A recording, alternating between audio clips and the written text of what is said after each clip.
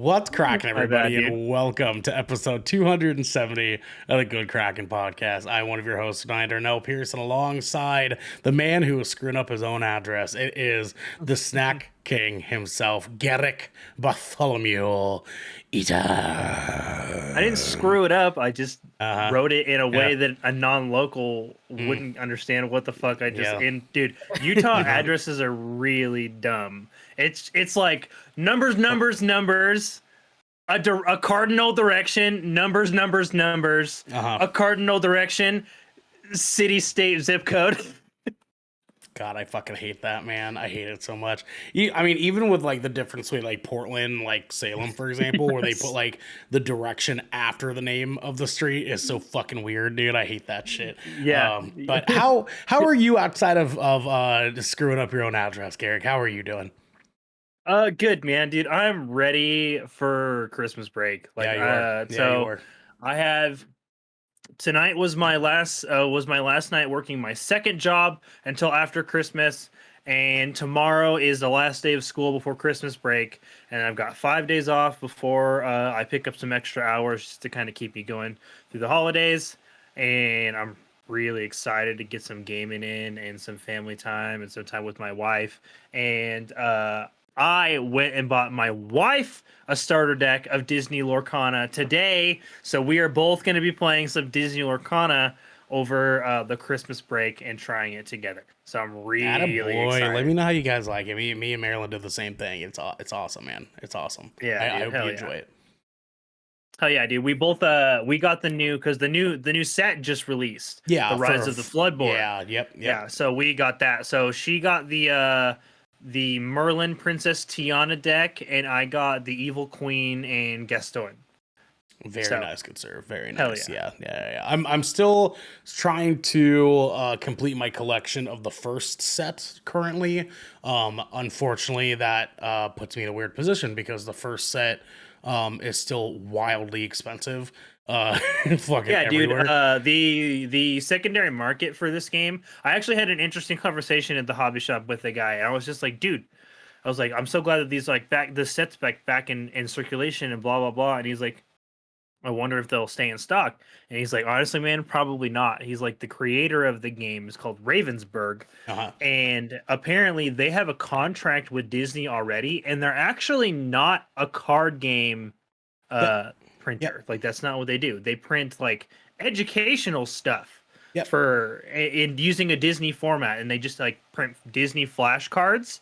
And they basically took the flashcard format, reformatted it, hired two new guys to come in and make a Disney. They're like, we like Magic the Gathering and Yu-Gi-Oh and all that. Do that for us using the Disney brand and franchise of characters, and we're gonna sell it.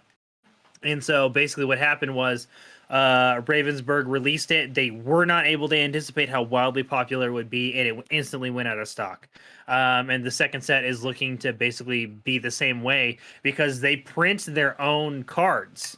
Yeah. Unlike Wizards of the Coast, who has like three companies that like in like one in Germany and one in Japan, and all they do is print magic cards. Like that is all they fucking do. Thousands and thousands and thousands and thousands of magic cards. And so like that's why there's magic cards and Yu-Gi-Oh cards and Pokemon cards everywhere, but like these just ran out really quick is because they're like the company is firsthand printing their own product, and it's made them in a very limited supply. So I'm actually feeling really grateful that we were even able to get our hands on not one but two starter decks.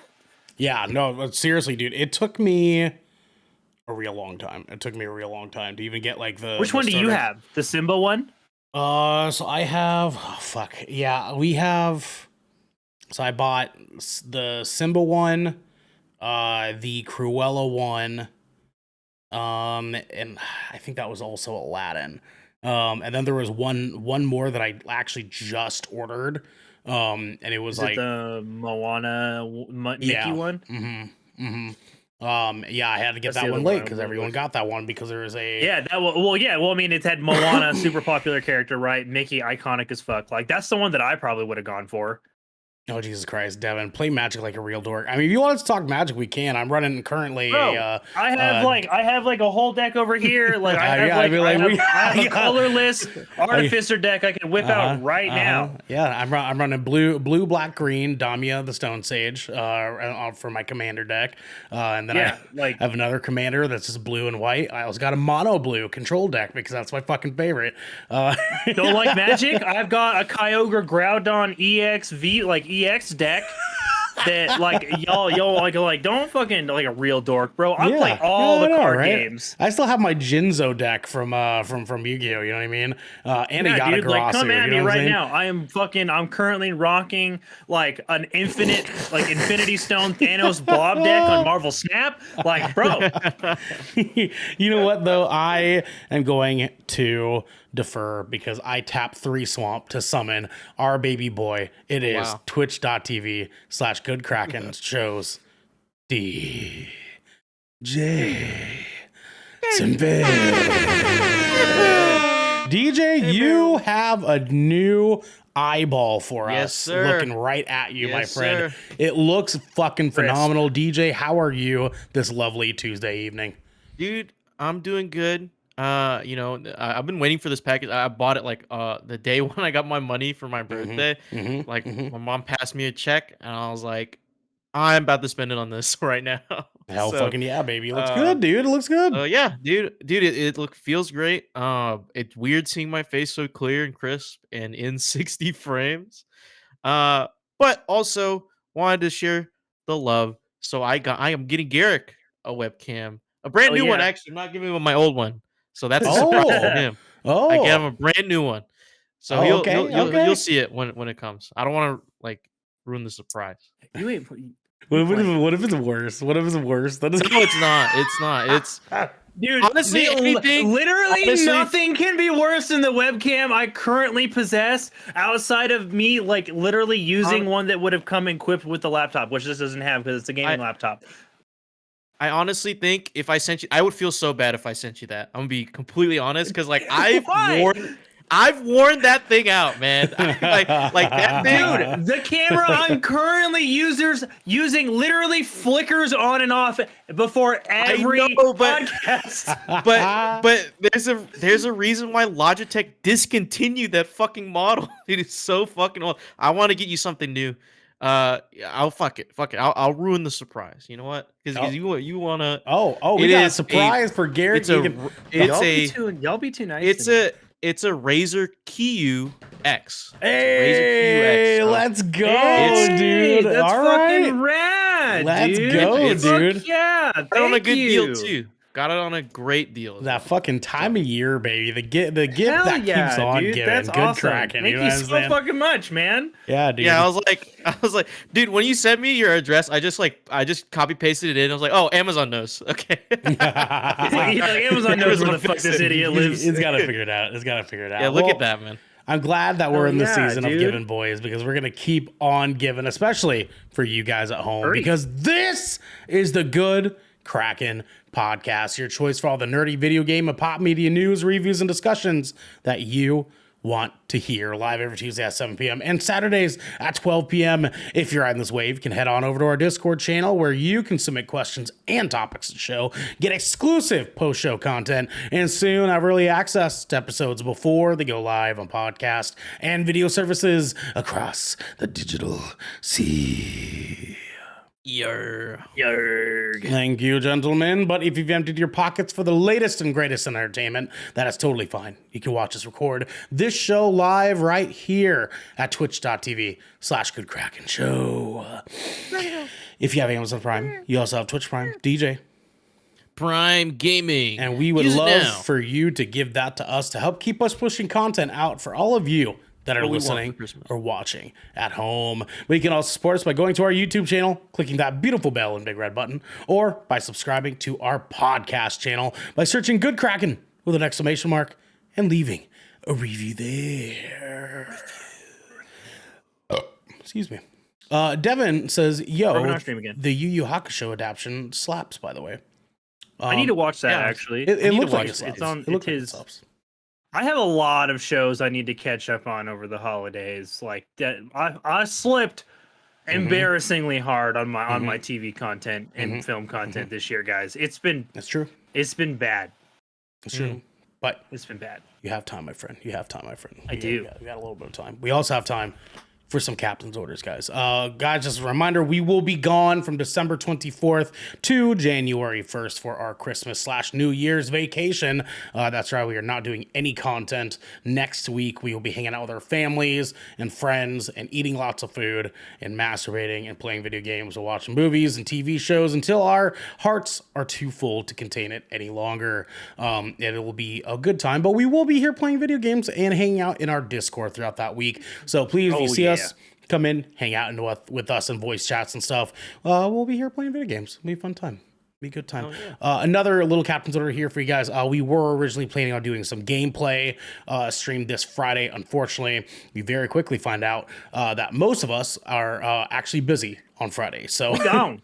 Yeah, we're all busy. Devin's got to work again. I accidentally double booked. Garrett's going on family vacation a little bit early. DJ's really kind of the only one that had a little bit of availability. Yeah, dude. You know what? I'll just throw on the stream just for fucking just for fun. If I can't let Devin do it, I can't let you do it. I love you, but we're not doing that. So you guys at home, please just hang out. We will be back on Saturday for our last piece of content of the year 2023. That's right. We got one last Good Kraken podcast for you guys. It'll be a good time. It'll be a good time. Yeah, the only thing I have left is tomorrow I'm streaming with Xander before vacation. Yeah, where are you going? Dude, it's like nowhere. Like we're just going to we're going to be staying over at my in-laws. Like we're just kind of okay. And we're just having Christmas over there. Like they don't live like super far, like 20 minutes from the house, but like we're just all going over there because we have family coming in and like, we're just doing like the family together thing for a little while. For sure. Yeah. You get it. Yeah, that's nice. It's not bad. It's not bad. My family don't do that, but that sounds bad. That's not bad. All right. I'll bring in the Xbox and the PlayStation. It's all coming with me. Absolutely, if I can have to. But there's some other things that we have to do first. Garrick, please tell the people at home what we're doing next. Yes, absolutely. Folks, we're doing one thing only tonight. And because of that, you better protect your fucking neck. Tell them. Because we're headed straight for the gallows. Gentlemen, tonight for the gallows, we are having a little bit of slight deja vu because on Saturday we got a chance to talk about our top 3 movies of the year 2023. And tonight, instead, we shall do the same, but for thine video games of 2023. That's right. We're going to be talking about our top 3 games of the year for us individually going in to the end of the year 2023. So we have a lot to talk about here. So the way we're going to do this is, DJ, you were there on Saturday. We're going to be doing kind of pretty much what we did on Saturday, but for video games. So if you guys have any honorable mentions, we will be starting there, just getting a chance to list off all of our honorable mentions. What the fuck is going on with my English tonight? Honorable mentions leading up to the top 3 that you have. And then we will take turns rounding off our 3 around the table, going from third to first, our most game of the year ass game as we go along. So DJ, I shall start with you, my friend. Your honorable mentions games of 2023, sir. Honorable mentions that didn't make my top 3 were Street Fighter 6 and Diablo 4. Ooh, wow. Diablo 4 not making the top 3. Holy shit. You know what? That's understandable, though. I would not in the least but judging you for that. Garrick, your honorable mentions, good sir.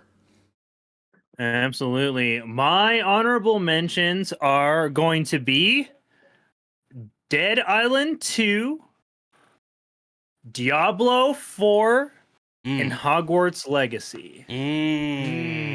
Diablo 4 not making the top 3 is a little surprising to me too. Wow. Dude. For you specifically. It is. I put a lot of thought into this, and it's literally my most played game of the year still. I put 135 hours into Diablo this year, and it did not make my top 3 because even though I loved the campaign and I thoroughly enjoyed the entirety of the month of July that I played with that game, ever since they announced that patch from season 1, I have not returned. I have not played and logged in and killed a single spawn of hell in that entire time, man, because I felt like they did a great disservice to the fan base. And that predatory like microtransaction thing on console. Yeah, dude, fucking $20 for a horse skin? Go eat my whole ass. Whole ass. And then remember Not that half the clip ass, that went the whole viral of that ass. guy like accidentally using up his season 1 like pass thing? Oh yeah, because of the way the fucking buttons button map. functioned. It was gross. Gross. Terrible. Big time gross. Big time. Never fucking forget gross. that. So I did it again, DJ. I could yeah? not come down to just, a top 5 of any sort. So I had to do my top 10, sir. So if you guys will, Okay. please Yeah. bear Well, with we me got here. time. I A got little time.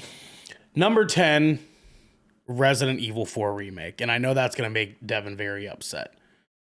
But fuck off, Devin. You know what I mean? So I Resident have Evil 4. others I didn't include. I didn't realize we were listening to all of them. No, Holy we shit. don't have to. We don't have to. I did the same thing on fucking Saturday where it was impossible for me to kind of just come down to 5.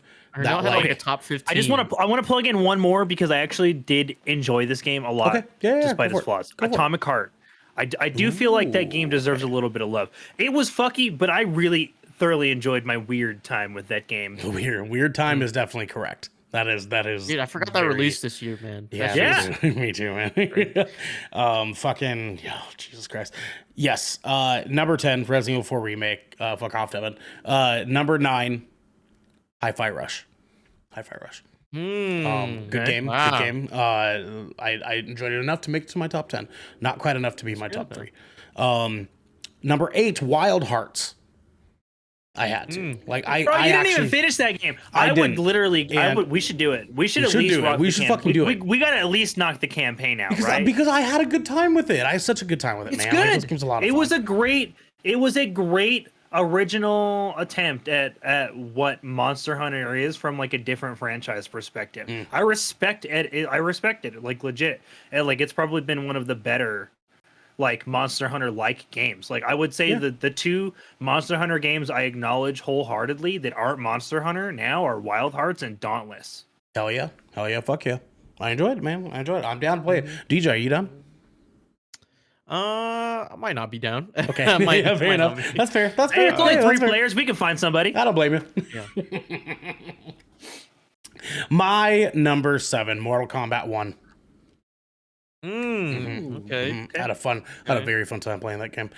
Number 6, Starfield. Starfield. Made it to the number 6. I think that's spot. also my number 6. Oh wow, what's that's 5? actually good. I'm glad that you did that. Number 5, Dredge. Mostly because I did not finish it. I have not finished it yet. Yeah, so it but would not. It would not be. I am grateful that it made it into your top 5. Yes, it would not be okay Yeah, for me yeah. to put it too much higher if I haven't even ranked credits on that damn game. Number 4, Jusant. Baby, let's fucking go. Let's fucking Let's go. fucking yeah. go. Let's fucking go. Hell Jusant yeah. was goddamn great, dude. That was a goddamn fucking Hell yeah. good game. You know what I'm saying? Goddamn, support those indie games. Support those goddamn indie games. All right, boys. We're into it. Our top 3, starting with our 3rd place game of the year. DJ, what is your 3rd favorite game of 2023? My 3rd favorite game of 2023 is Mortal Kombat 1. Ooh, I thoroughly enjoyed son. my time with the game. Let's fucking It's go. I think it inches out a Street Fighter a little bit. That's why Street Fighter is at 4. And my Mortal Kombat just like inched it out to get to that 3rd spot. I think fighting games this year have been really good, especially the new releases. But for Mortal Kombat 1, I enjoyed the return to form. The story, the story mode, really fun, and very cinematic. And I want to see more of that this new world they're cooking up. The fighting feels great. It doesn't feel in Mortal Kombat 11, I felt it was kind of slow a little bit. Mhm. But Mortal Kombat 1 is kind of a little bit faster paced in some areas, and it doesn't feel too sluggish. And playing different characters feels a lot more different and unique. Yeah, right. There's also post story content in the form of this kind of top down ish, like this kind of exploration thing. Yep. Um, Yep. and you do battles and like kind of practice before you hit the online.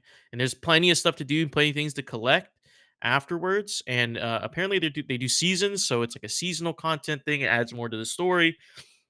This game is good. It's a great package. It's has a ton of content, even if you're not like a big FGC like online fighter type of player. You'll definitely enjoy the story and the post game content or post story content. Um, yeah, it's good. Yeah, I also had a good time with this game, DJ.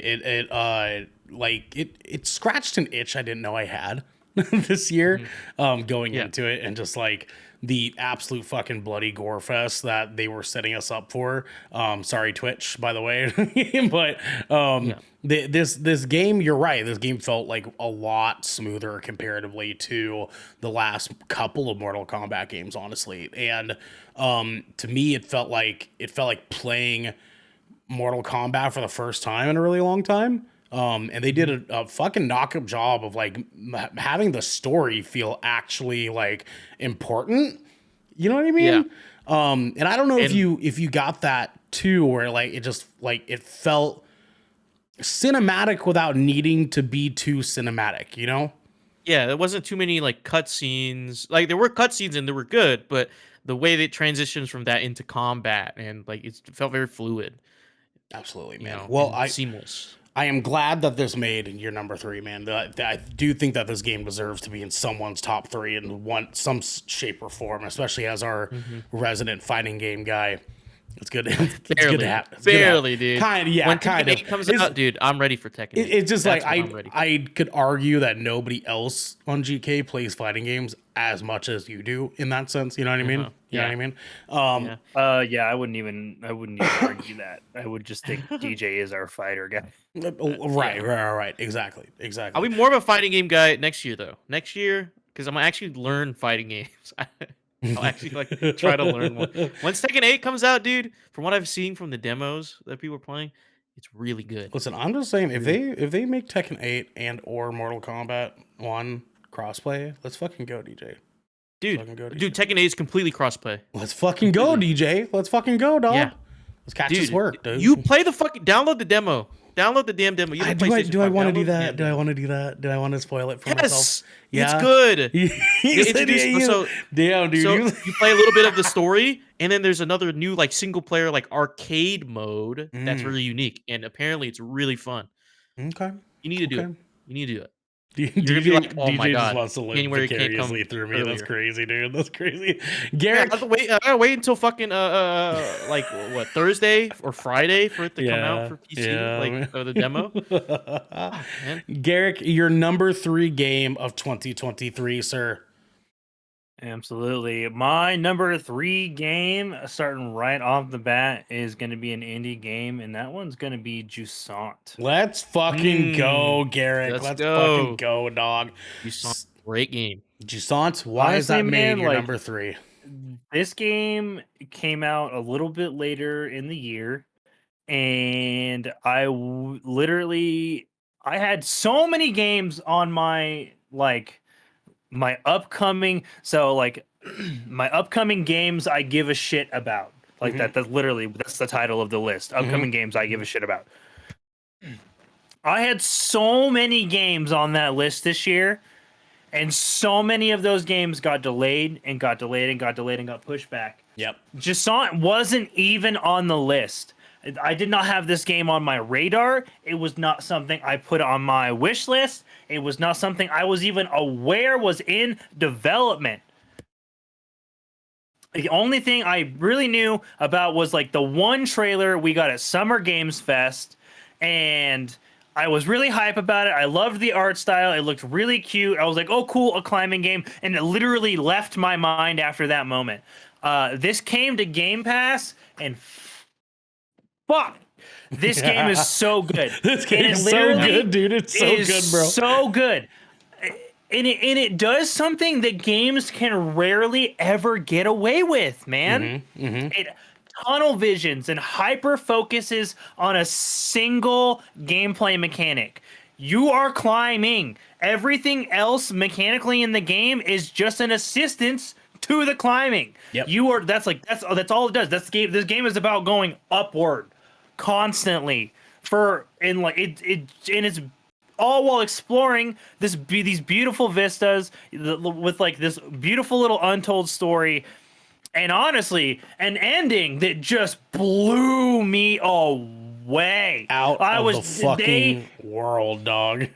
They didn't need to do it like that. They had no need to go that hard on an ending about a game that was literally about climbing a tower, but they finished it off so beautifully and brilliantly. I was left like with just a sense of awe and wonder when I finished that game, and I have been thinking about it ever since. Like, it's just such a wholly unique experience of a game that it deserves to be on my number 3.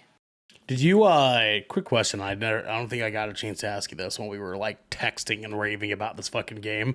Did you in the last level, the last area, right? Did you take your little guy and like flash him next to the things, all the frozen things? To keep oh yes. Did you get that achievement? There was one I missed.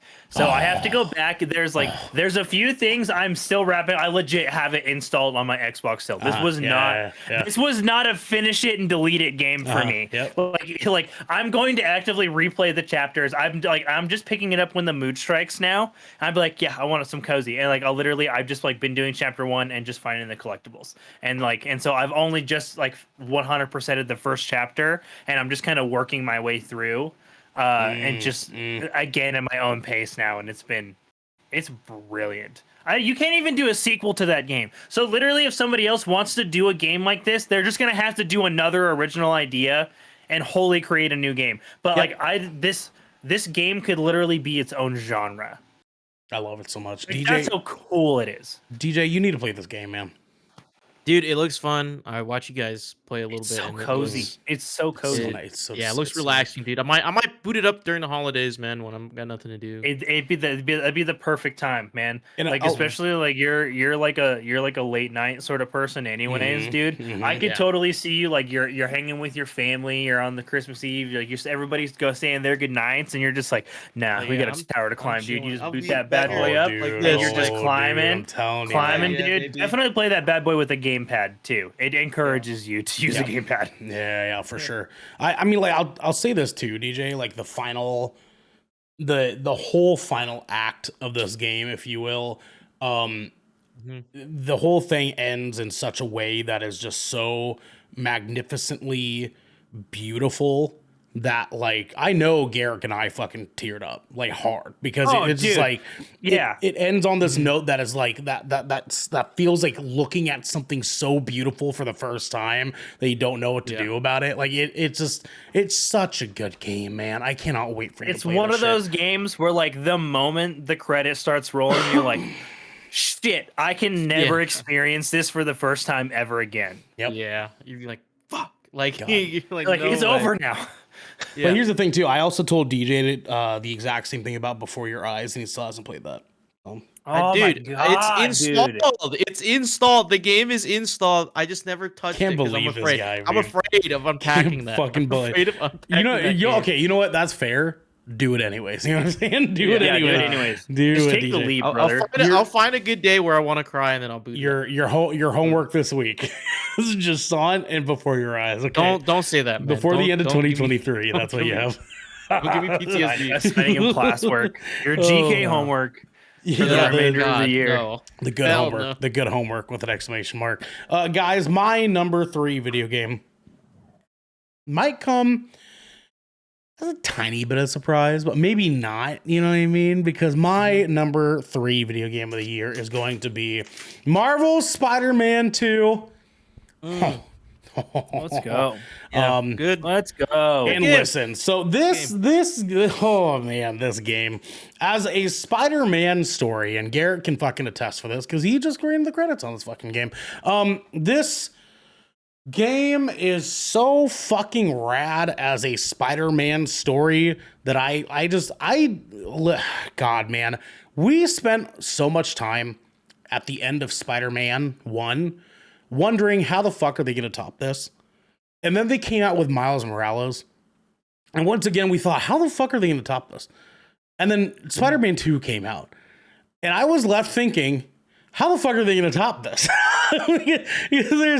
There's so much cool shit this game does that is just from the moment you fucking get into the first encounter all the way up to the end of the fucking game, and even going through some of the side content, because there is some side content that made me feel ways that side content has never fucking made me feel before in my fucking life. The whole flame quest line. The grandpa? Oh, not okay, dude. Not okay, man. This game is just fucking cool. It's just fucking cool, dude. It reminds me of when we were kids playing with little Spider-Man fucking action figures. And be like, oh, I beat a burger. And then like you're making them like smack the shit out of each other in your living room. This game is what's playing in our head when we were doing that as kids. That's what this fucking game is. And somehow Insomniac continues to come out with something and support this IP that is just so fucking timeless and well fucking made. I don't know how Insomniac continues to just fucking nail it time and time again. But they fucking do it, man. They fucking do it. And that is where I will leave things here. This game is goddamn, this fucking game is worth playing. If you haven't played it yet, Hell yeah. Fuck do yeah. yourself the fucking favor and do it, my friends. DJ, your number 2 game of 2023, my good sir. Number 2 has to go to Hi-Fi Rush, baby. Hi-Fi Rush. Hi-Fi Rush, baby. Good game. Good game, DJ. Won best audio design at the Game Awards. This game was such a sleeper, and I did when we played it for our Splash Neighbor or GK plays. I thoroughly thought that I wasn't really gonna like it. I enjoy rhythm games, but you know the way this dropped, I was like, I don't know if I'll enjoy this. But after I think one of your guys' reviews on it, or I think hands on, I was like, you know what, let's give it a shot. And it has I love games and properties that have personality to them.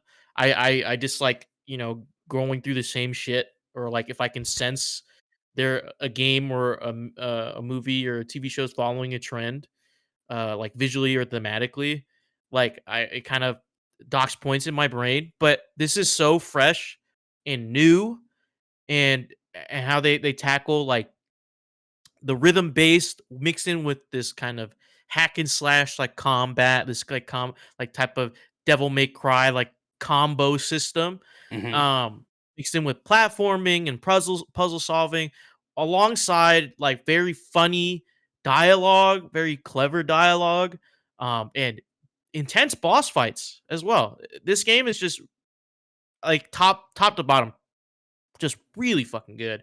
And it it is, it's visually appealing. I like the art style. It's like this kind of weird, like I don't know how to describe that, but it's like this thing, but it's like anime, like a but cell shaded anime like like style, cell right? shaded ish, like kind of Dude, almost it literally looks exactly like a cell shaded version of a mid 2000s Saturday morning cartoon. Yeah, dude, yeah. and it's just it exudes personality, and I just love this game. It's very charming, and I feel like whoever decides to pick this up after hearing this, like you're gonna have a great time. It's gonna be a fun one. Uh, and it's a bop too. Like all the songs and stuff, really good, really really good. Yeah, I think you're actually you say it perfectly. Charming, I think, is the best description for this game. It's on Hmm. to be completely honest, I think it might be the most charming game of the year because I feel like Yeah, this game it's just has so much personality to it that made it so much fun. Because without the like over the topness of the game, I almost hmm want to say wouldn't have hit the same. hmm I don't know if you feel the same way there, but like to me, it felt like the rambunctiousness of the game like made it, you know? Yeah, like them owning up to it. Like, yeah, we get it's ridiculous. We get that it's like anime like, Mhm. in that style, but they own it and they make it their own and they just run with it. And it works with the game so well cuz it's like, yeah, dude, you're hitting people on beat. Like it's like you're beating Right, people to a right, right. soundtrack. You know what I mean? So it's like in and of yourself you're kind of making like your own little music video type of thing. So it's so yeah, very charming, has a ton of personality. I thoroughly enjoyed playing this Fucking game good this game, year. man. Thank you for putting this in your top three. This game's so sick, man. This game Oh, deserved more love than it got at Game hell yeah. Awards. You know what I'm saying? But Hell yeah. I'll talk about that another day. Big Garrick W. Bartholomew Eaton. It is time for your number two game of 2023, sir. What it do it to be? Well, this may come as a surprise, actually, Oh, but only because of some other things that I've recently gotten to play. oh, But my number two game for the year is going to be Dredge. oh, what? Like Hell we yeah. we did not think that was gonna Talk happen, your my shit, dude. Oh Garrick. shit, Talk your Garrett, talk shit. your shit, doggy dog. Why is this number two, baby? Look, this has been a great year for indie games. And you saw it kind of released a little late, and it was kind of one of those small releases that didn't get like a ton of garnered critical respect. But right along with Cocoon and a couple of other great nominees at the Game Awards was Dredge, which I wholeheartedly feel like it deserved to be up there. Dude, it checked so many boxes for me as to what the concept of a unique and cool game is, and it did it all through the lens of something that I really love, which is like a good Lovecraftian tale. Mm-hmm. And it did it in a way that isn't trying to Be Bloodborne. Lovecraftian things. Yeah, so Lovecraftian horror is really, at my personal opinion, at its best when there's just like a level of not knowing. Yeah, Um, yeah, yeah. because Lovecraft, very typically in his novels, didn't describe his creatures Mm-hmm. or like very vaguely described them, and that's what makes them so scary. They're supposed to be something that's so otherworldly that human description doesn't fit this being. And like it real and Dredge does a great job encompassing like all of that into like this archipelago of islands that encompasses like the islands of Dredge and the story that revolves around it. And like it's all beautifully crafted and told in excellent storytelling strictly through text dialogue. This game has no voice acting at all, and it has one of the best stories I've ever encountered in a video game in like the last decade, and not a lick of it is voiced. Like the game is so compellingly written that that I was actively like reading and listening for like I was actively reading like dialogue from NPCs like Mm-hmm. that, like just random nobodies, because like it felt like everybody was written into the game with some sense of character and personality and purpose. And like the atmosphere in the game is like next to none. It is does so well during the day, being like this peaceful, sort of semi-ominous fishing game where you're like going around the archipelagos and like fishing and like trying to unsolve this mystery, and while supplying these towns with fish because that's your job. And all the while, it like the story just like the plot just thickens and thickens, and then like the day and nighttime cycle is all done so beautifully, and it's done in a way that like you character doesn't have to sleep, but there's consequences for that. Like the paranoia picks up, the Lovecraftian horror gets more intense. You start seeing crazy shit, right? And like at first, like they're just illusions, right? But the deeper into the story, those illusions start to become real, and they can now attack your ship, and like it really just does this great job of upping the ante in the pace throughout the game to really keep the player engaged as they travel from each set of islands to the next.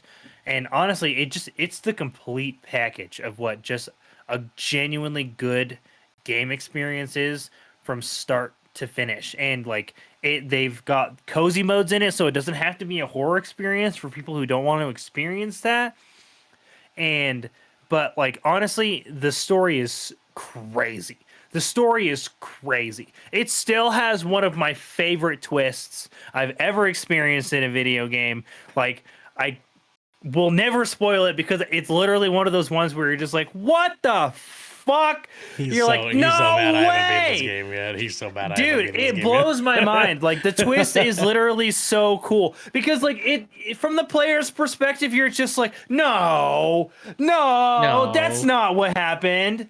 You're like, that's not how this went. Like when the final puzzle piece falls into place and you're just like, shut the fuck up. Shut the fuck up. Dude, it's just so mind blowing. I remember like when Gio, our buddy Morbid Curiosity, texted me about it, and he was like, dude, that twist was crazy. And I got to it and I was like, that twist was crazy. Like, it's just so good. It's literally like the twist is so compelling that it's actually like it's good and bad game design because it's so good that like the twist is so good you can't repeat the story again. Okay. Like that's how good the twist is, that like you can't repeat the story again because like the only reason you would is to be able to see the puzzle pieces fall into place sooner. Okay. As like a treat to be able to like, oh, now I can see how it falls into place in context. But like the twist is literally so big at the end of the game that like you cannot replay the game because you will have it does things it puts into context hours and hours of gameplay. I don't know how Garrett continues to like sell me on this game, even though I've been playing it off and on. He just continues to keep saying, I'm like, fuck, I need to play Dredge right now, dude. It has new DLC out now called The Pale Reach, which I shamefully have not gotten around to doing, but the holidays are upon us. They're doing more content for that. There is going to be an official Dave the Diver Dredge crossover. So, and that will be taking place on the Dave the Diver side. So maybe we'll get like a Dave the Diver crossover in Dredge with some DLC. But like, dude, they're not finished with that game. And like, this is literally like, it's a 3-person team from New Zealand that has made this game. Oh yeah, a bunch of Kiwis. And like, dude, they're crushing it. Like, honestly, Black Salt Games, like, keep it the fuck up. You guys are killing it. Fucking wheat bread with a gluten raid. Oh boy, we love you, Weedy. Let's go. We love you, dude. Well, welcome in, everybody. Welcome in. We are a podcast. We do not have a raid video of any kind, but tonight we are getting a chance to talk about our games of the year for 2023. So we hope you guys enjoy. Come in, hang out with us. Let us know about some games that you guys fell in love with this year. We're currently on our last number 2. Which I need to dish out for you guys. Excuse me. And Patuli, Steve Toasty Lovelies, you two, right back at you. Hell yeah. And Garrett just got done talking about Dredge a second ago. It sounds to me like I need to. Maybe what we need to do is have me beat that game. I need to play the game. Maybe I need to actually beat Dave the Diver first, and then me and Gary get switch. You know what I mean? We can switch it up. It'll be great. I'll go play Dave the Diver, and you'll finish. I'll go play Dredge. I haven't played Dave the Diver yet. Exactly. It's perfect, man. You gotta do the DLC for Dredge first. Oh yeah, I absolutely need to finish Pale Reach. I'll let you know when I have Dave the Diver done. Let's go. I'll let you know when it's finished. Anyways, guys, my number 2 game for 2023 And this was hard. This was hard because my top two, I am like so back and forth on. They were neck and neck for me. My top two and my number one. Yeah, I was before you told me to do my number two. I literally was actively switching them in my head about which one to pick. It's just like I love both of these games for such different fucking reasons. You know what I mean? But ultimately, I had to say, okay, my number one's gonna be my number one because I feel so strongly about it. This game is a game that I played an absolute fuck ton this year and do not regret a single minute of it because the story in this is amazing. And my number two is going to be Final Fantasy 16. Hey, baby, let's go. So Final Fantasy 16 just... As a longtime Final Fantasy fan, I can understand where some people might have had some qualms of this game, more specifically diehard Final Fantasy people. To them, I say, suck my fucking ass cheeks because as not a Final Fantasy fan, I've never been more interested. This game is just listen. I just got done talking about how Spider-Man 2 is just cool. It's just fucking rad. Final Fantasy 16 is that version of Final Fantasy to me. Like everything about this game is just over the top, cool anime shit left and fucking right. And what more could you possibly want out of a fucking Final Fantasy game? Just cool anime shit, dude. And without being like anime the game 18, you know what I mean? They do an incredible job of giving us a different style of combat in this. The gameplay is this sort of like it's a linear sandbox, if you will. But Jesus Christ, dude, the story in this just feels epic in ways that like Final Fantasy the developers of this game very much watched some Game of Thrones and said, let's fucking like do something like that. Let's just fucking do something like that. And they said, yeah, let's just fucking throw fucking Final Fantasy on top of Game of Thrones drama. And they were like, bet, dude. I mean, like, in the first, like, fucking 20 minutes of this goddamn game, people are fucking. So automatically, that scratched an itch for me because I'm the horny boy here. You know what I'm saying? So I'm, like, automatically down. But just the... You're like, fucking in Final Fantasy? I mean, like, come the fuck on, man. You know what I'm saying? But, like, on top of this, it's just like, dude, like, what more can you ask for besides fucking kaiju fights? Are you fucking kidding me? You fucking kidding me, that's dog? That's literally why I want to play that. They have that's literally why I want to play that game. Full-scale kaiju fights that feel like full-scale kaiju fights. And it is the sickest shit you could fucking possibly ask for in a fucking Final Fantasy game. Like one of the like acts of this game is pretty much just one giant fucking kaiju fight. And it's just like, God fucking damn, dude. Like, and the music in this is fucking extravagant to go along with these kaiju fights. The combat is so fucking cool. Best original score, I think. Best original score. We got best original score, guys. And like I just can't speak well enough about this game, giving us mechanic after mechanic after mechanic that gave us a reason to stick around. Because I mean, you think of a Final Fantasy game, you think like open world, and you're kind of like running around, discovering things, doing this, doing that, and following the pathway of the story here. In this, like they still have those things to some weird extent, but to kind of make up for the fact that it's not this massive open world that you get in, say, Final Fantasy VII Classic, they make up for that by doing little tiny things like hunts, which are like like you have to hunt down a very specific monster. So it kind of gives you this weird monster hunter dynamic that you're getting out of this game. There's also very specific mission objectives that you can do. The kind of weapons that you can get from doing monster hunter-esque things, like hunting down a very specific item that you need to create and craft this piece of armor. It's just like, they do such a good job of making this Final Fantasy game feel modern. And that was very important to me as a longtime Final Fantasy fan, because I was like, I loved Final Fantasy 15. I enjoyed it. I know a lot of Final Fantasy fans did not enjoy that fucking game. I really fucking liked it. This game had everything Final Fantasy 15 had, but better. It had better combat, a better story, I better tried 15. fucking story moments, better cool shit, better missions, better weapons, better gear. Like everything about it was just like Final Fantasy 15 on fucking crack. Like they almost felt like they just threw Final Fantasy 15 against the wall just to make this game come to fucking life.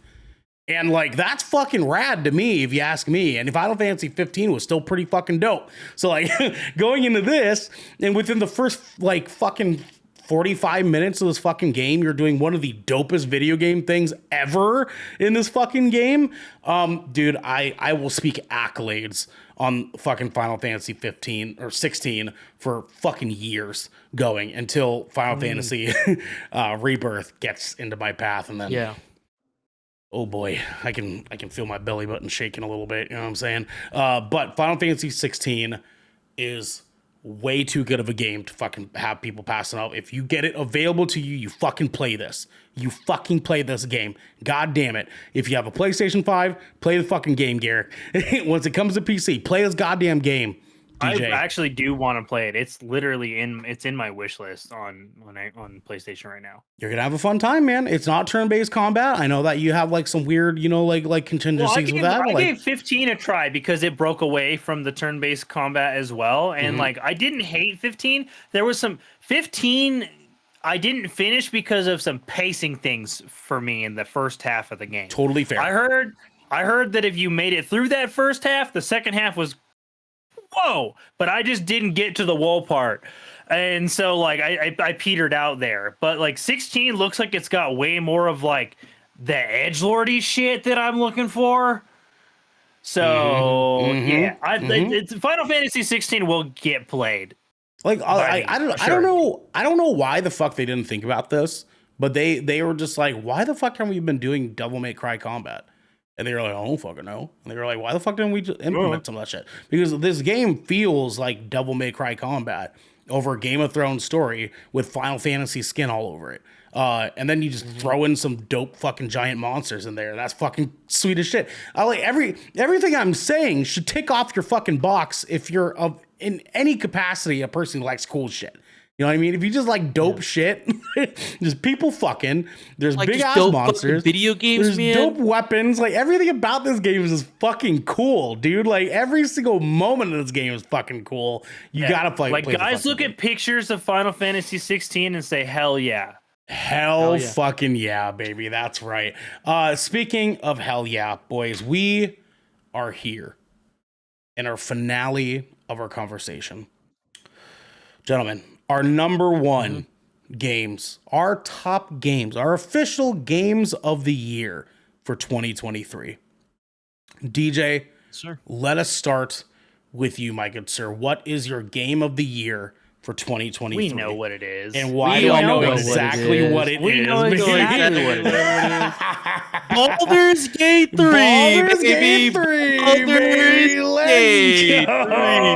The third installment in the Baldur's Gate Let's franchise. fucking go, baby. DJ, talk about Hell it. How's yeah. this making your number one, Dude. baby boy? There is a reason why this game sold 20 million copies in its first month. Okay.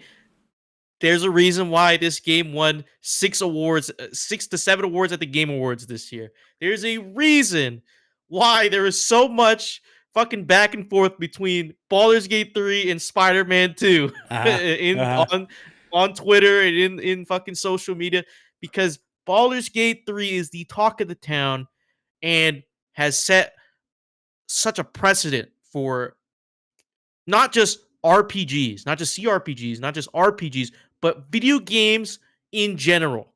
Okay, Sir. Yes, sir. This had developers in other studios quaking in their boots, telling the general public, "Hey, don't expect this from our games because we can't do this. Right? That's We fucking can't do crazy, dude. What the fuck, man? We can't do it."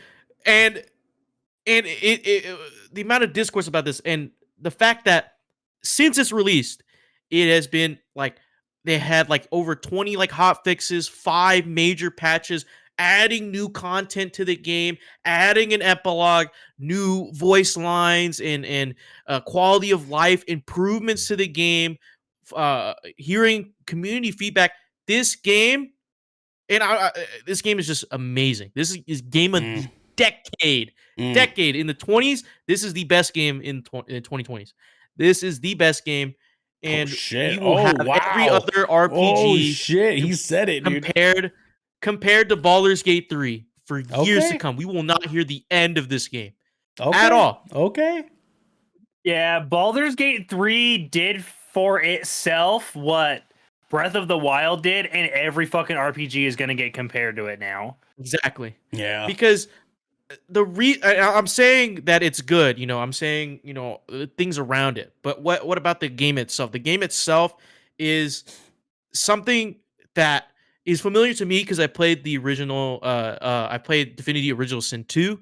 Larian Studios, they made that game. So if you're fans of Divinity and that type of turn-based style combat, then go ahead. But Baldur's Gate 3, it improves upon that system, along with adding the elements of a Dungeons and Dragons campaign that you cannot get anywhere else. You cannot play any other game that feels this close to having your own Dungeons and Dragons campaign. The dice rolls, the branching storylines, like the story, like, you literally can make your own story. There's of course there's the main plot line, but it branches out beautifully into like this beautiful tree of like different things to do. And there's still things that people are finding out about this game now. This game released in August. There's still things that people are finding after hundreds of hours of just meticulously combing through the game because they want to see everything it has to offer. And you can truly play it your way, play it with friends, play co-op. It's not cross-play, but it is cross-save. So if you have it on your PlayStation 5, you Oh, can nice. migrate it That's to actually your really sick to know. I PC. didn't know Mhm. that.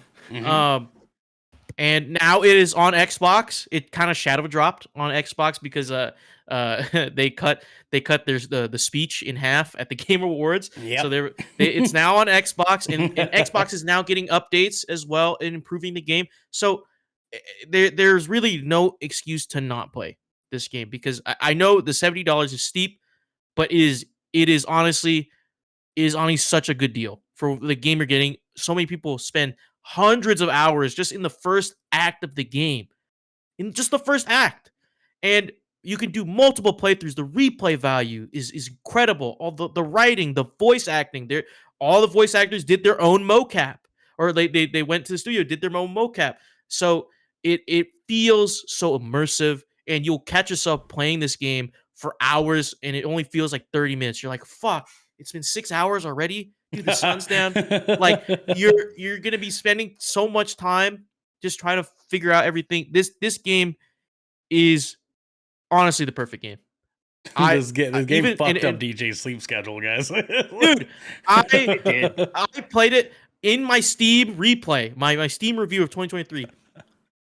80% of all of my playtime on Steam in August was Baldur's Gate. 80%. And in that month alone, I probably, in the month of August and then a little bit into September, I spent 200 hours in that game as soon as released. And Jesus Christ, man. I'm Jesus. still going back because they're adding new shit, adding new modes, adding Jesus, new man. ways to improve the campaign. I got friends who are just now getting the game and they want to play it, and I want to like coach them through it. It is so good. There's even people who've sworn off turn-based games their entire life. Boot up Baldur's Gate 3 and they said, "Wow, this is the first time I've ever had fun playing a turn-based game because of how innovative it is and how fast paced the combat seems, even though it's turn based. It's good. It's a perfect game. It's a perfect game. 11 out of 10. If I could give it 11 out of 10. Jesus Christ, man. Yeah, 98 on Metacritic, 96 to 98 or some shit on Metacritic for a reason. Garrick. It's good. Garrick, you gotta get it, man. We gotta get it for you. Gotta get this fucking game. Oh yeah. Hell yeah. My number one game of the year, Mm-hmm. Mm-hmm. Marvel's Spider-Man 2, man. I thought you were gonna say Marvel Oh, Snap. hell yeah. Wow, that's crazy. Garrick, my dude, what a fucking game. Garrick, why did Marvel Spider-Man 2 get your number one for the year? It might be the perfect sequel.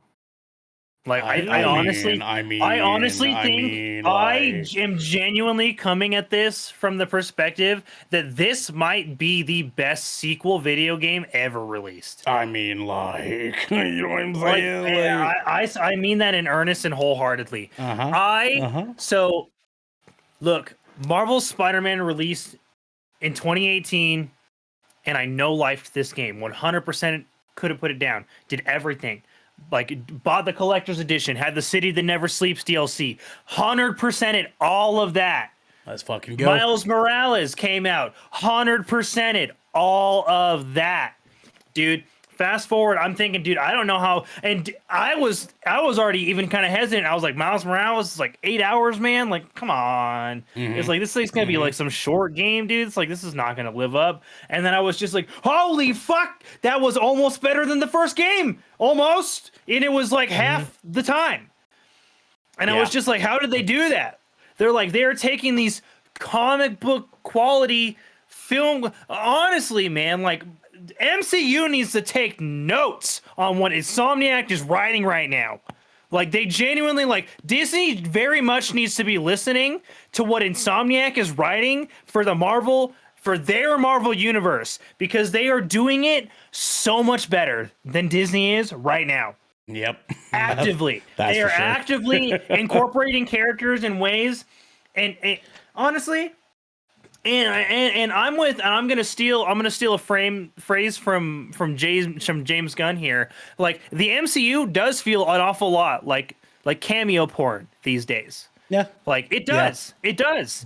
And this game sprinkles in cameos, but they're all done with the direct future of these games in mind. Like nothing is there that serves no purpose.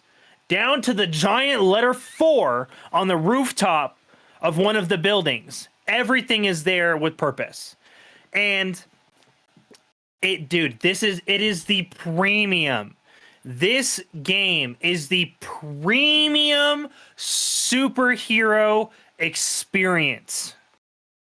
It does everything. And also, this is one of those games where it's another one of those things where it's such good game design, it's accidentally bad game design.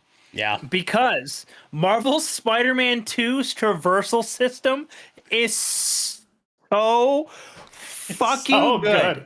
It's so There good. is dog. literally no reason to ever play Spider-Man 1 good. or Miles Morales ever again. Oh my god. Ever dude. again, because after you roll credits on the campaign of Spider-Man 2, you can freely swap between both Spider-Men, Miles and Peter. And in a seamless fucking movement of the camera changes characters. It literally for you. just pans. That's it. Holy Also, shit. I don't know if you took the time to play with the fast travel system of this game. A lot of people did not because the movement is so good. Yeah. But there was something about the fast travel system that I discovered in my completionist playthrough of this game that really wowed me. The fast travel is not point or district based, bro. It is pinpoint precision. Yeah. You fast travel to the exact spot on the map you hit fast travel to. Yeah. Exact. Yeah. And it gives you the zoom. It gives you the zoom into the spot. And then your Spider-Man comes out. And then you Spider-Man into that thing. Literally, so like if you wanted to go do a piece of side content, right? But you're like, nah, I don't want to try to find that. I want to be at it. You just hover over the thing, fast travel, and it just drops you right next to that piece of content that you wanted to do. It made so much of the content so much more accessible, dude. And there was so many things about this game I just loved. Oh my god, dude, did you turn off QTE events? No, I kept it on. I did. I kept it on. I did, bro. Okay. And there was because that last quick time event, the really long one, with the two Spider-Man, with everybody involved. Dude, Yeah, I yeah, literally yeah. sat there for 2 minutes and I just watched. Yeah, you just kicked And back, no, dude. I put the fucking controller down and I watched Miles and Peter beat the fuck out of the final boss. Like literally, That's super was cool. just It's a super cool mechanic. all because it was an accessibility feature where it's just like no, like because most games just do like the press or hold for quick time events, Right, but they're right, still right. there. Right. They're like they're like we've just done it for you guys so that if you don't even want to have to deal with that, it's just gone. And it gets rid of like everything. You don't even have to button mash to stop vehicles on random roadside crimes anymore. Like it eliminates QuickTime events. It's accessibility. This thing just does everything that I wanted a game to be from top to bottom cool.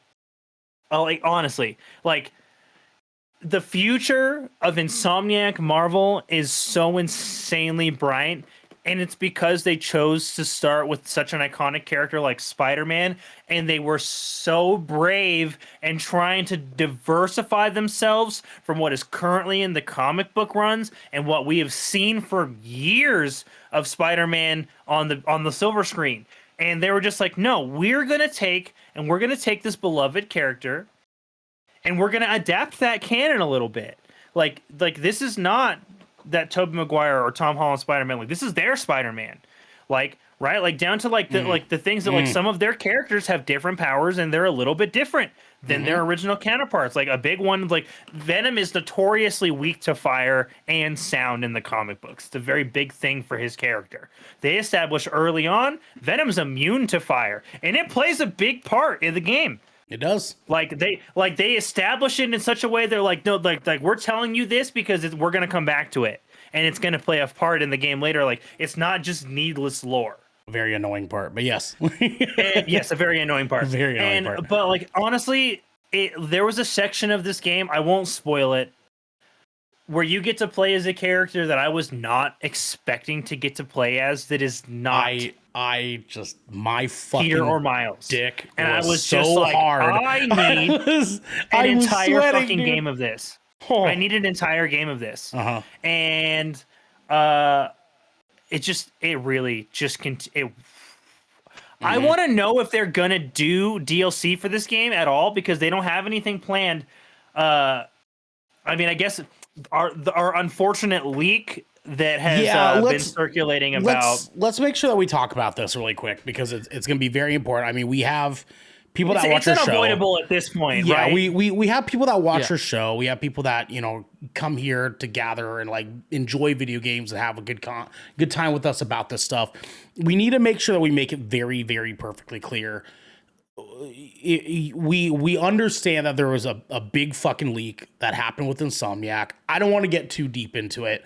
What I will say is that there's a ton of information that's been released in regards to the Wolverine game that Insomniac has been working on for quite some time now. We want to make sure that we're being wary here, that the developers are also being doxxed. Their personal information is being released on the internet. There's terrible fucking things that are happening along with this fucking big leak here. Please be fucking wary of your excitement. I understand. Wolverine looks fucking cool. I totally get it. That and all of the other leaked announcements, they're great. Like, don't get me wrong. Yes. Like, I saw them and I was just like, the future of Insomniac is bright. But what's fucked is that like that information should have gotten the hype it deserved, and it should have gotten to be released by Insomniac on their schedule when it was ready to be shown to the fans, right? Because this is in development content, which is a damn shame because like I know for a fact that the content that has been displayed, I've seen it personally, that like I can see that this is like alpha shit. Man, it's missing a lot of assets. And like I know people are going to see that and be like that's a garbage game. And like literally because they don't understand anything about game development or the fact that this is leaked information. Like it's a damn shame. And like people are actually like Insomniac employees are like literally like their jobs are getting put on the line because of this horrible leak.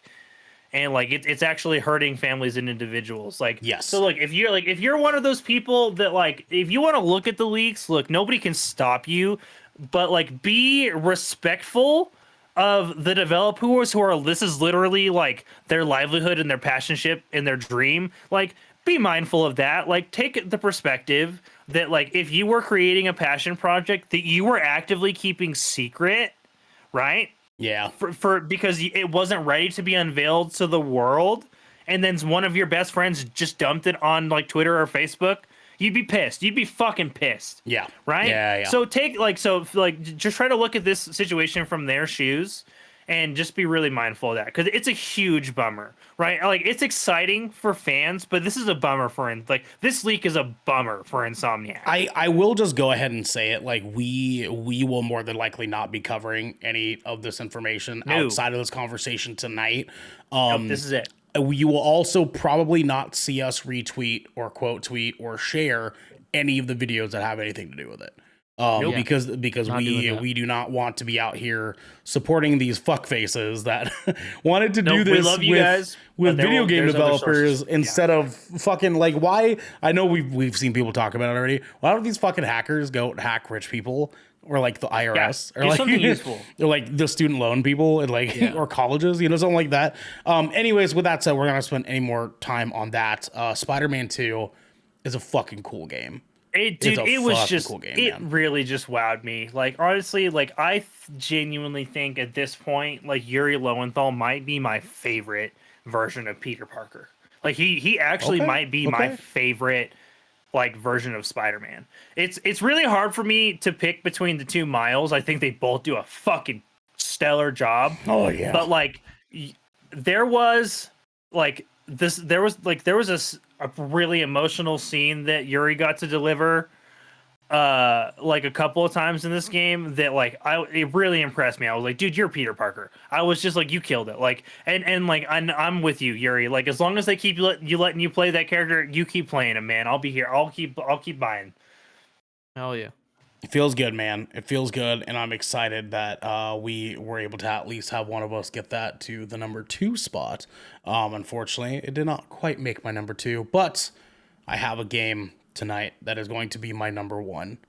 I don't know what your number 1. I literally have no idea. Gentlemen, let me tell you boys about a little fucking game called Alan Wake fucking 2. Oh yeah. See, dude, that's like already slipped under my radar. And that's gonna be the first mistake that you boys make tonight is not remembering this fucking game because well, I can't play it, so I. But I mean, you'll be able to. You know what I'm saying? You'll be able to. Yeah, you know what I'm saying? Soon. Alan Wake 2, and I've said this once, and I will say it fucking again. Alan Wake 2 is going to change the fucking game industry in ways that Baldur's Gate 3 won't, because Baldur's Gate 3 is going to change things with RPGs and storytelling and just bombacious fucking character development. Alan Wake 2 is going to change things in every way that Baldur's Gate 3 can't, because this game is powerful in all the ways that Baldur's Gate 3 doesn't really touch because it doesn't need to. This game has moments that were fascinating, that were jaw-dropping.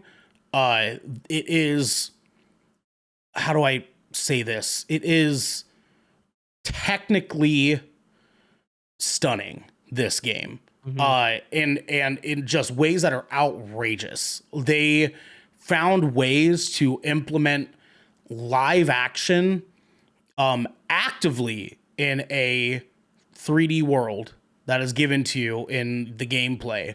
The voice acting is just stellar. But the thing that tops for this game is just this Hideo Kojima level of creative narrative writing that came with this game. That like this game is a wild mind fuck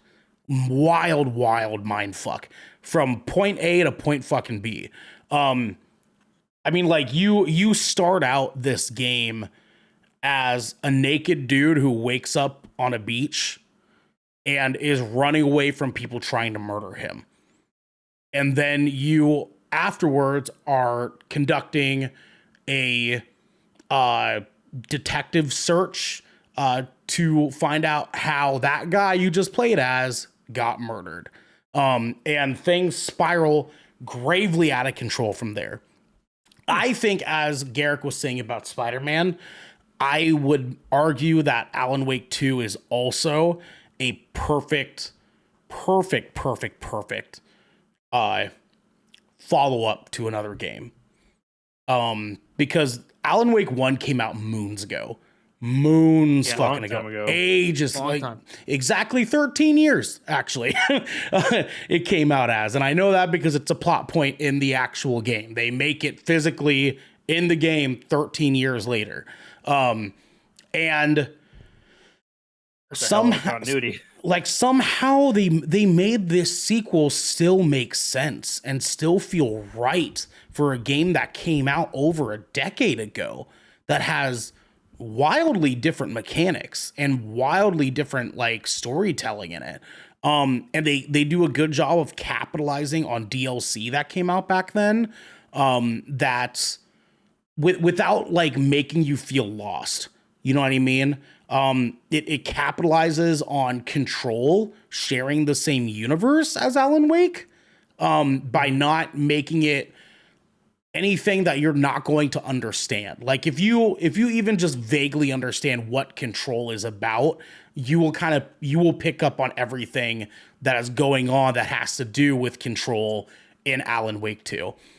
Because Control isn't really like a very important part of this. Control just kind of it's just explains, a shared universe, but it attaches with a very unique thread that's not uninteresting. Right, exactly. And so like they're technically Control 2, or not Control 2, Control's DLC is a prequel to Alan Wake 2.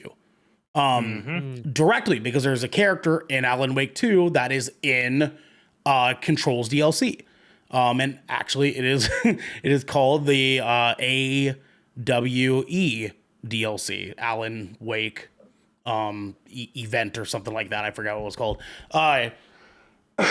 But the thing about this game that like is just out of this fucking world, I mentioned this earlier, their use of live action over the top of the gameplay. And I know that like typically when we've seen that in video games, it's tacky and it's just not very well done, and it like feels out of place. You know what I mean? Because like think about any video game you've ever played that had live action anything in it that wasn't just cutscenes, right? Like you think about that and you think that didn't fit. It feels uncanny in a video game. And this game, being hyper realistic in the way that it fucking looks, teeters this close enough to live action that the live action stuff that's in it feels like it makes sense. Because of this weird fucking bombacious, like crazy, ridiculous, over the top bullshit that is happening in this fucking game. It is just, God, dude, I can't even like express enough like what this game did to my brain.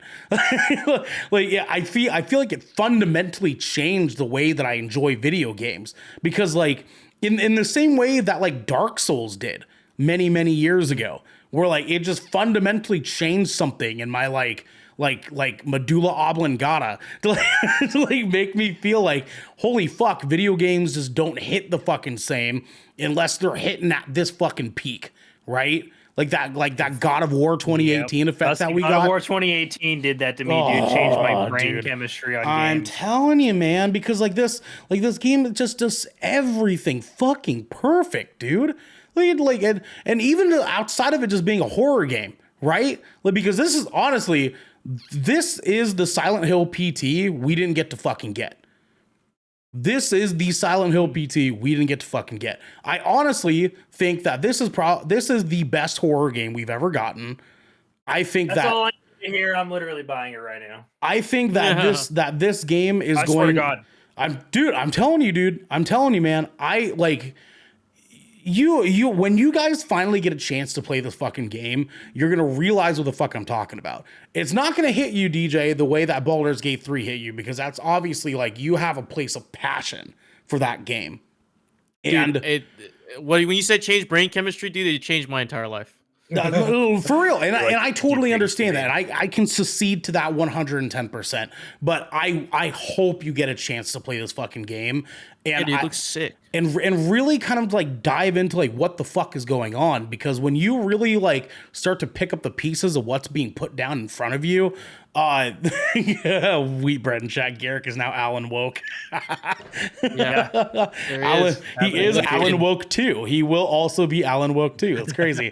I'm really excited that a game like this came out. Because like we needed something in video games that was going to elevate the horror genre in a way that the horror genre fucking deserves. You know what I mean? Because this Almost didn't come out this year either. it almost didn't come out. Exactly. And I'm like shocked that it had any troubles whatsoever, because this game feels fucking phenomenal, man. There's so many creative mechanics, so many creative story beats. I cannot fucking give this game enough goddamn love. I hope you guys get to play this game and finish it and see it through. Put it on fucking easy mode if you have to. Zero fucking judgment, because this game has a story and gameplay style that is magnificent, and I need you guys to fucking experience this. Hey, DJ and I both beat. We both beat Mikla. We'll be all right. Hey, Yeah. There you go, baby. There you go. Guys, let's move to Devin really quick, actually, who put in a couple bits of information. Yeah, he wrote in. He did do a bit of a write-in for us. Devin put his honorable mentions for this year as Resident Evil 4 Remake, The Finals, Dead Island 2, and Sea of Stars. And then his top three were Star Wars Jedi Survivor for number 3. Good game. Number 2, Dead Space Remake. I'm surprised that's not his number one. Oh, actually, never mind, because I know it's his number one. Yeah, and then number 1, The Legend of Zelda, Tears of the Kingdom. Yeah, good. There you go. Good There you games. go, gentlemen. We have All our good official games. number ones. All great fucking games this year. I'm excited that we got a chance to do this, because wow, what a fucking year for video games, dude. We had a year of video games in which, gentlemen, listen, we got Baldur's Gate 3. We got Alan Wake 2. We got Legend of Zelda Tears of the Kingdom. We got Spider-Man. God of War Ragnarok got free DLC, and I'm playing it right now, dude. Like, what the fuck? Apparently, it's fucking lit. It's dope, dude. It's super sick, man. It's been a good year for games. I know, dude. February 2024 is gonna suck ass again. Again, dude. I know. It's I know. February. We've I got know. Suicide Squad, Helldivers 2, Yep. Banishers, Ghost of New Eden, Goddamn. Ultros, Skull and Bones, and Pacific Drive. I Dude. know. And I know we're like Still gonna be playing Tekken 8 because I'm gonna be playing it. I'll be playing it. I'll be January. playing it, baby. Let's go. I saw the beta footage for Skull and Bones, and I'm in. Right, Garrick? Right, dude. I Like, was so like, fuck. on I was like, Saturday, fuck, this last delay did something. They fixed it. It looks good now. on Saturday, as we were getting ready for our meeting, I was literally watching that while I was putting together show notes, and I got like at a moment where I was watching it, and I was like, "Fuck, do I really want to buy this right now?"